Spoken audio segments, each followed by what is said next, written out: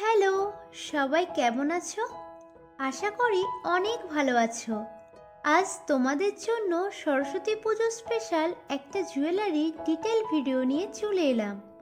সরস্বতী পুজো তো আর মাত্র কয়েকটা দিন বাকি, আর আমার সরস্বতী পুজোয় শাড়ির সাথে ম্যাচ করে পরার মতো একটাও নেকপিস পাচ্ছিলাম না, আর দোকান থেকে কিনতে গেলে মনের মতো একটাও পাই না।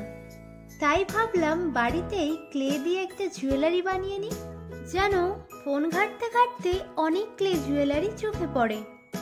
আমারও অনেক দিনের ইচ্ছে ছিল নিজের হাতে একটা নেকপিস বানিয়ে পরবো, আর সেই সুযোগটা আমি এখন পেয়েছি।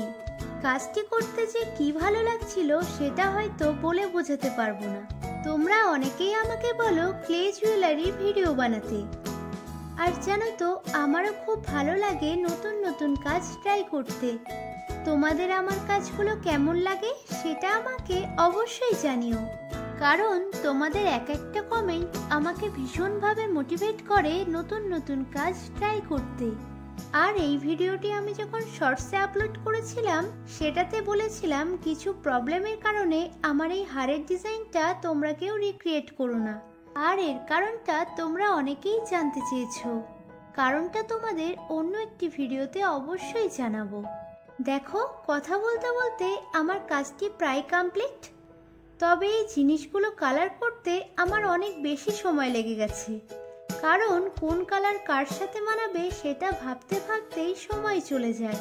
দেখো, আমি প্রথমে হারের বেস্টিতে কালার করে নিয়েছি, এরপর একে একে বই, বীণা, পলাশ ফুলেও কালার করে নেব।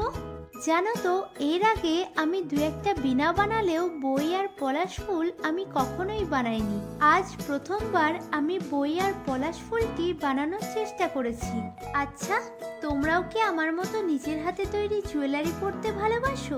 তাহলে আমাকে জানিও। দেখো, কথা বলতে বলতে আমি এগুলোকে কালার করে নিয়েছি।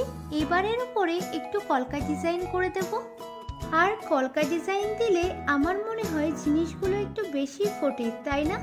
তাই একটু একটু করে কলকা ডিজাইনও করে দিয়েছি। আর তোমরা কোন কোন জায়গা থেকে আমার ভিডিওটি দেখছো সেটা আমাকে কমেন্টে জানিও। কলকা ডিজাইন কমপ্লিট হলে এরপর বই, বীণা, পলাশ ফুলগুলো একে একে গ্লুয়ের সাহায্যে বেসের উপরে বসিয়ে দেব। জিনিসগুলো ভালোভাবে শুকিয়ে গেলে সবশেষে একটা টাসেল অ্যাড করে দেব। তো এই হলো আমার সরস্বতী পুজো স্পেশাল নেক পিসের ফাইনাল লুক। আর কালার কম্বিনেশনের সাথে সাথে কাজটি তোমাদের কেমন লাগলো আমাকে অবশ্যই জানিও। আজ তবে এতটাই, দেখা হচ্ছে পরের ভিডিওতে। সবাই খুব ভালো থেকো, টাটা।